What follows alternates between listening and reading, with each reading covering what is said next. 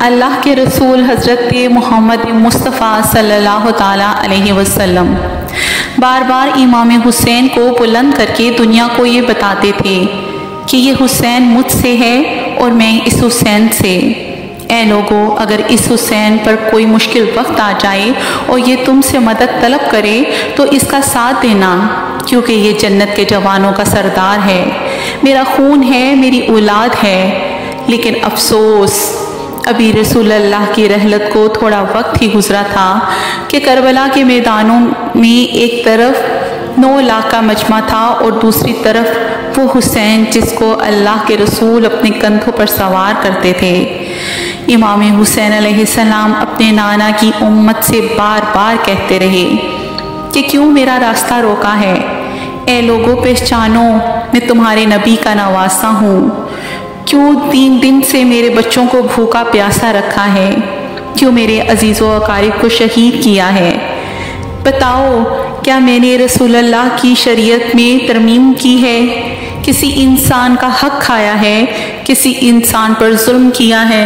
اتنے میں فوج یزید ایک آواز میں کہنے لگی، اے حسین، ہم سب تجھے تیرے بابا علی کے بغض میں قتل کر رہے ہیں تاکہ یزید ہماری جھولیاں دولت سے بھر دے۔ حسین نے فرمایا، اے لوگو، آج جس اسلام کا علم تمہارے ہاتھ میں بلند ہے، یہ علم میرے بابا علی نے بلند کیا۔ مت بھولنا، خیبر و خندق میں اگر علی نہ ہوتے تو اسلام کی فتح ناممکن تھی۔ وہ علی جس نے پوری زندگی اسلام کی تبلیغ کی، حق کو بلند کیا، رسول اللہ کی حفاظت کی، آج اس علی کو یہ اجر دے رہے ہو۔ اے لوگوں، بتاؤ، اللہ کے رسول نے بار بار میرے بابا علی کا ہاتھ بلند کر کے فرمایا تھا کہ اے جہاں حق ہوگا وہاں علی ہوگا، جہاں علی ہوگا وہاں حق ہوگا، اور آج اس علی اور اولاد رسول کو یہ اجر دے رہے ہو۔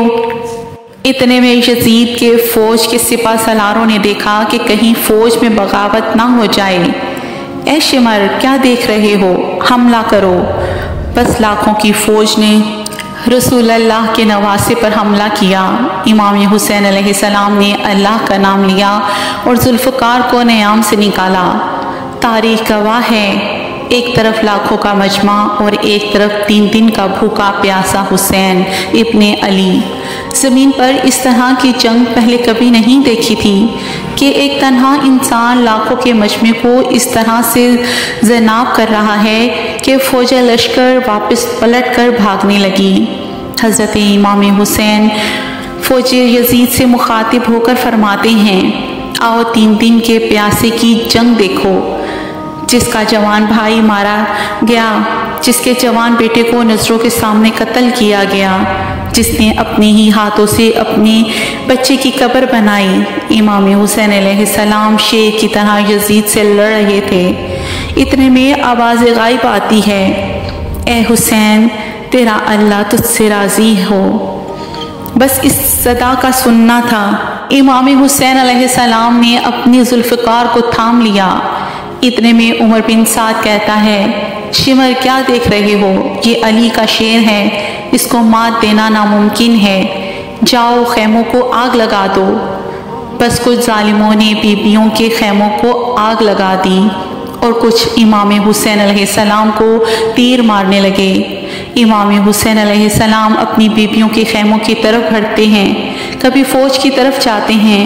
عمر بن سعد اور شمر نے فوج کو 4 حصوں میں تقسیم کر دیا اور یہ کہا کہ کوئی بھی حسین علیہ السلام کے قریب نہ جائے، جس کے پاس جو چیز ہے دور سے حسین کو مارے، جس کے پاس نیزے تھے اس نے نیزہ مارا، جس کے پاس تیر تھے اس نے تیر مارتا رہا، جس کے پاس پرچیاں تھیں وہ پرچیاں مارنے لگا۔ تاریخ نے لکھا کہ جس کے پاس مارنے کے لیے کچھ نہ تھا وہ کربلا کی گرم زمین سے مٹی اٹھا کر امام حسین علیہ السلام کی طرف پھینکتا رہا۔ حضرت امام حسین علیہ السلام کے جسم مبارک پر زخم لگتے رہے۔ آپ کے جسم مبارک پر اتنے تیر تھے کہ آپ کا جسم مبارک نظر تک نہیں آ رہا تھا۔ بس جیسے ہی نواسے رسول گھوڑے کی سیٹ سے زمین پر آتے ہیں، فوج یزید جھومنا شروع کر دیتی ہے۔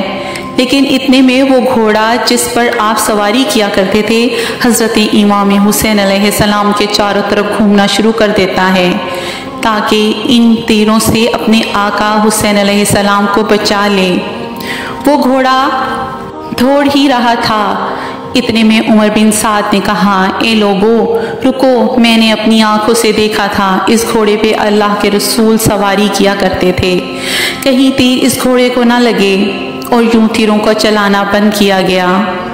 افسوس ہے ان لوگوں کو، اس گھوڑے کا احترام تو معلوم تھا جس پر رسول اللہ سواری کیا کرتے تھے، لیکن اس حسین کا احترام بھول چکے جن کو اپنے کندھوں پر سوار کر کے اپنی امت کو دکھایا کرتے تھے۔ بس امام حسین علیہ السلام زمین کربلا پہ اپنا سر رکھ کے اللہ کا شکر ادا کر رہے ہیں، اور وہاں فوج یزید کے مختلف سپاہی امام حسین کا سر کاٹنے کے لیے قریب آتے ہیں۔ جو بھی قریب آ کے حضرت امام حسین علیہ السلام کے سر کو دیکھے تو اسے امام حسین کے چہرے پر رسول اللہ کا چہرہ نظر آئے تو وہ چیخ کر دور چلا جائے۔ اتنے میں شمر کہنے لگا، یہ کام مجھ سے ہی ہونا ہے۔ جیسے ہی شمر نے خنجر امام حسین علیہ السلام کے گلے پر رکھا تو وہ دیکھے امام حسین کے لب ہل رہے ہیں۔ اس نے سوچا ہم نے حسین کا پورا خاندان قتل کر دیا، 3 دن تک حسین علیہ السلام کے بچوں کو پیاسا رکھا، شاید حسین ہمیں بددعا دے رہے ہیں۔ سننے کے لیے کان قریب کریں تو کیا سنیں کہ امام حسین علیہ السلام اللہ کے دربار میں اللہ کی نعمتوں کا شکر ادا کر رہے ہیں کہ اللہ تیرا شکر ہے کہ اس عظیم امتحان کے لیے تو نے اس حسین کو چنا۔ اتنے میں امام حسین نے آنکھیں کھولیں اور شمر سے کہا، اے شمر، کیا تو نے نہیں جانتا میں رسول اللہ کا نواسہ ہوں، جنت کا سردار ہوں، حق پہ ہوں، بے جرم ہوں؟ شمر نے کہا، مجھے معلوم ہے۔ پھر آپ نے فرمایا، تو کیوں قتل کر رہے ہو؟ شمر نے کہا، تاکہ یزید میری جھولی دنیاوی دولت سے بھر دے۔ بس یہ کہتے کہتے شمر امام حسین علیہ السلام کا گلا کاٹتا رہا اور فوج یزید مسلسل جھومتی رہی۔ امام حسین کے سر قلم ہونے کے بعد سادات کو لوٹا گیا۔ امام حسین علیہ السلام کے سر مبارک کو نوکہ سینہ پر بلند کیا۔ بی بی سکینہ کو تماچے مارنے لگے۔ رسول اللہ کی نواسیوں کے سروں سے چادروں کو لوٹا گیا اور امام حسین کے جسم مبارک کی توہین کرنے لگے۔ تاریخ نے لکھا کہ امام حسین کے جسم پر جو چیزیں تھیں لوٹنے لگے۔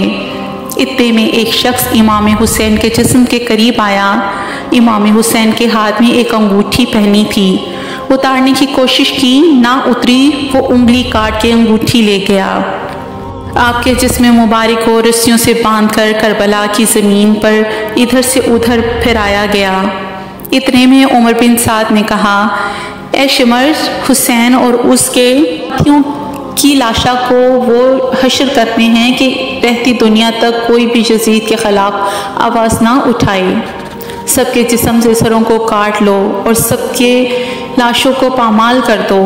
زمین کربلا گواہ ہے، کہیں سے کوئی قبیلہ اٹھ کر آتا ہے اور کہتا ہے کہ ہم تتوی کی لاشوں کو پامال ہونے نہیں دیں گے۔ کہیں ام لیلہ کا قبیلہ آ کے کہتا ہے کہ ہم علی اکبر کا لاشا پامال نہیں ہونے دیں گے۔ کہیں بی بی رباب کے لوگ آتے ہیں، ہم علی اصغر کا لاشا پامال ہونے نہیں دیں گے۔ ایک ایک شہید کی لاش پامال ہونے والی جگہ سے ہٹائی گئی۔ تاریخ گواہ ہے، صرف رسول اللہ کا اکیلا نواسہ کربلا کی گرم زمین پر پڑا رہا۔ مغرب کے گھوڑے مشرق کی طرف اور مشرق کے گھوڑے مغرب کی طرف دوڑتے رہے۔ امام حسین کا جسم پامال ہوتا رہا۔ امام جعفر صادق علیہ السلام فرماتے ہیں، میرا سلام ہو میرے اس غریب دادا پر جس کی لاش کو اس طرح سے پامال کیا گیا کہ اس کی دائیں پسلیاں بائیں پسلیوں میں چلی گئیں اور بائیں پسلیاں دائیں پسلیوں کی طرف چلی گئیں، جن کا سینہ اور پشت ایک ساتھ ہو گیا۔ سلام ہو میرے اس بے وطن دادا حسین پر جن کے جسم مبارک کے ٹکڑوں کو زمین کربلا میں پھیرا گیا۔ سلام ہو، سلام ہو، سلام ہو۔